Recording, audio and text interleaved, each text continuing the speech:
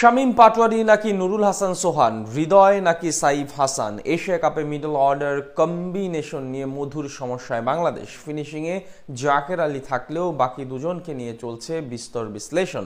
সম্প্রতি ফর্মের বিবেচনায় বেশ এগিয়ে আছে একজনের নাম। সব মিলিয়ে এশিয়া কাপে টাইগারদের সেরা মিডল অর্ডার কম্বিনেশন নিয়ে বাকিটা জেনে নেব রিপোর্ট।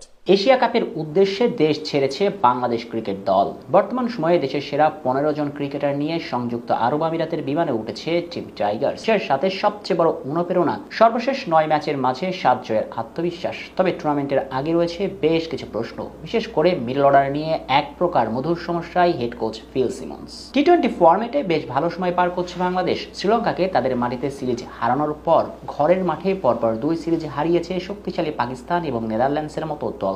ব্যাট হাতেও দলের সব ব্যাটাররা আছেন দারুণ ছন্দে। তবুও 4 এবং 5 নম্বর পজিশন নিয়ে কিছুটা দ্বিধায় থাকতে হবে টিম ম্যানেজমেন্টকে।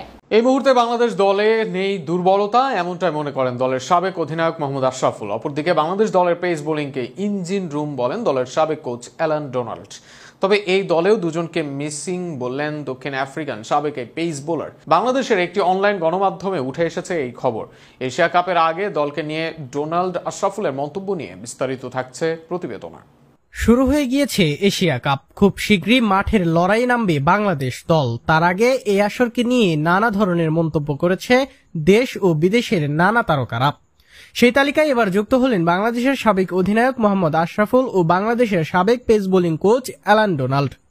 দুইজনই বাংলাদেশকে নিয়ে করেছেন ইতিবাচক মন্তব্য।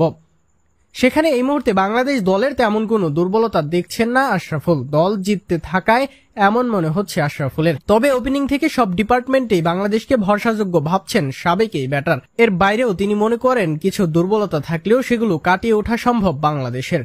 দেশের এক সংবাদ মাধ্যমকে দেয়া এক সাক্ষাৎকারে আশরাফুল বলেন, এই টিমে এই মুহূর্তে আসলে দুর্বলতা খুব একটা চোখে পড়ছে না। আমরা সব শেষ কয়টা ম্যাচ জিতেছি